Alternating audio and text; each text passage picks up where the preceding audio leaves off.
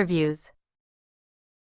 Many people are more willing to communicate information verbally than in writing and, therefore, will provide data more readily and fully in an interview than on a questionnaire. Indeed, you can have several advantages from the friendly interaction in an interview that cannot be obtained in limited, impersonal questionnaire contacts. The interview is probably the man's oldest and most often used device for obtaining information.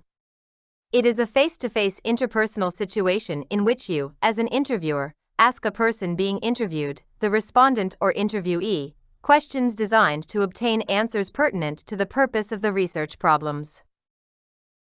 In a face-to-face meeting, you, as an interviewer, can constantly encourage the interviewees and help them probe more deeply into a problem. Through interviewees' incidental comments, facial and bodily expressions, and tone of voice, you can acquire information that would not be conveyed in written replies.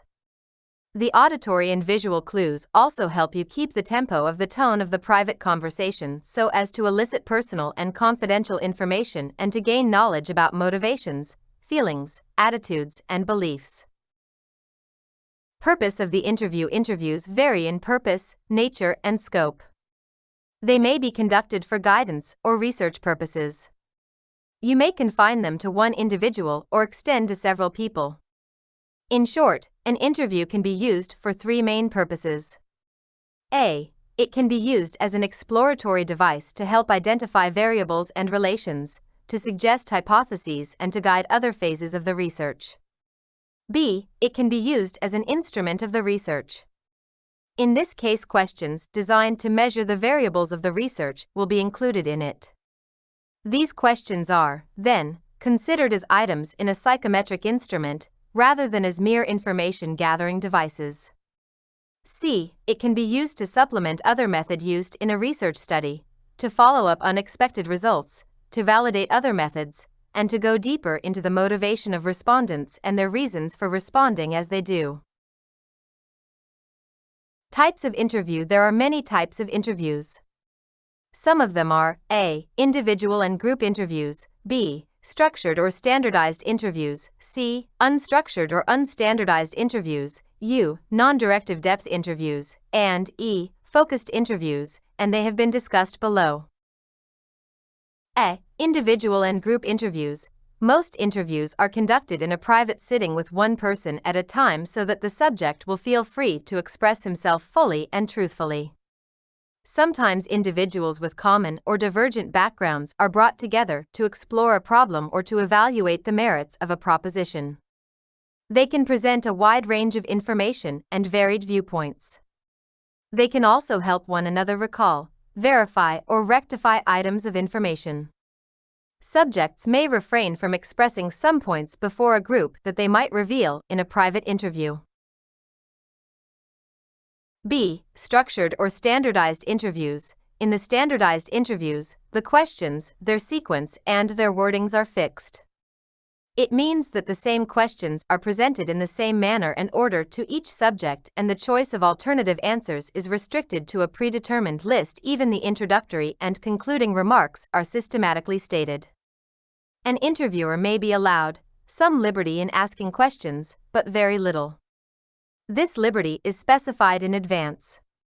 Standardized interviews use interview schedules, questionnaires, that have been carefully prepared in advance to obtain information pertinent to the research problem. A structured interview is more scientific in nature than the unstructured one, as the standardized approach introduces controls that permit generalization. C. Unstructured and unstandardized interviews. Unstructured interviews are much more flexible and open.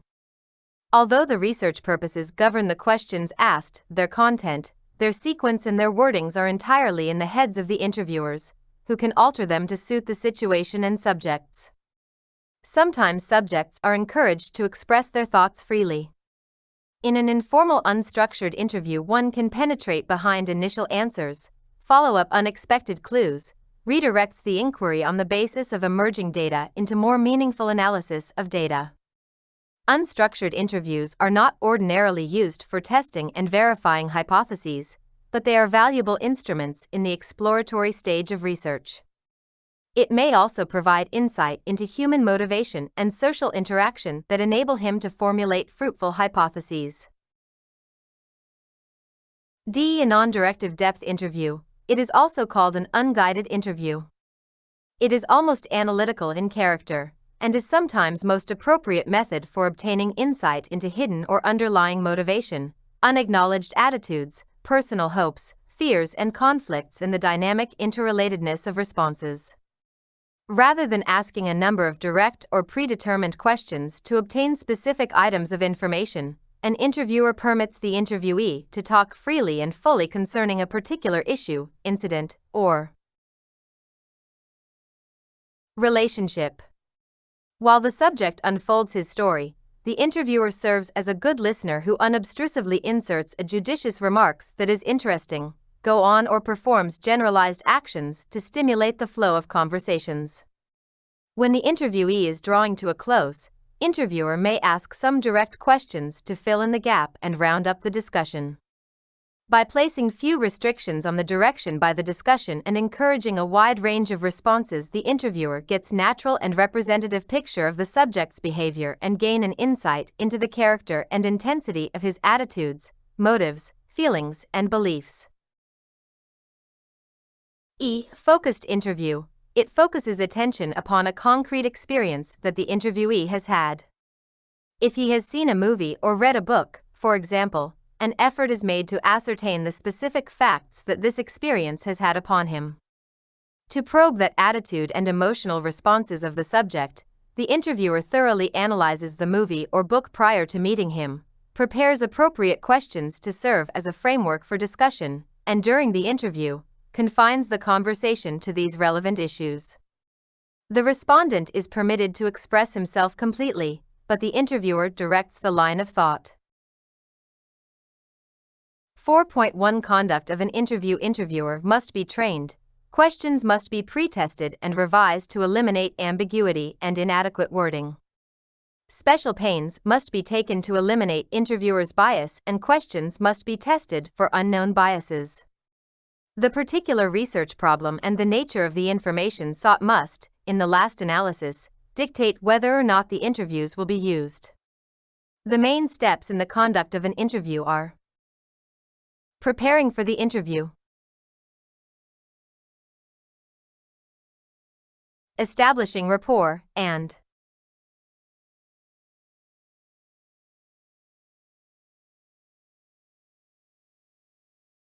recording interviews. These steps have been described below. A. Preparation for the interviews. Interview can only yield the desired result if necessary preparatory work has been done in advance. The interviewer must have a clear concept of the kind of information he wants to obtain. He must clearly outline the sequences of questions that would be most appropriate, and he must think out the stimulating style that will systematically bring out the desired responses from the interviewee. A written outline, schedule, or checklist will provide a set plan for the interview and would ensure that the interviewer would obtain all important data needed during the interview. B. Establishing rapport. The nature of personal relationship between you, as an interviewer, and interviewee requires an expertness and sensitivity that might well be called an art. The initial task of securing the confidence and cooperation of the interview is crucial. Talking in a friendly way about a topic of interest to the interviewee will often dispel hostility or suspicion. As is true in the use of questionnaire, you as an interviewer must be able to assure the subject, interviewee, that his responses will be held in strict confidence.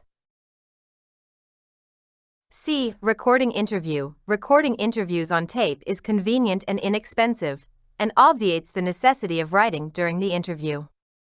Writing during an interview may have distracting influence, both on the interviewer and the interviewee. Interviews recorded on tape may be replayed for complete and objective analysis. In addition to the words, the tone of the voice and emotional impact of the respondent is preserved on the tapes.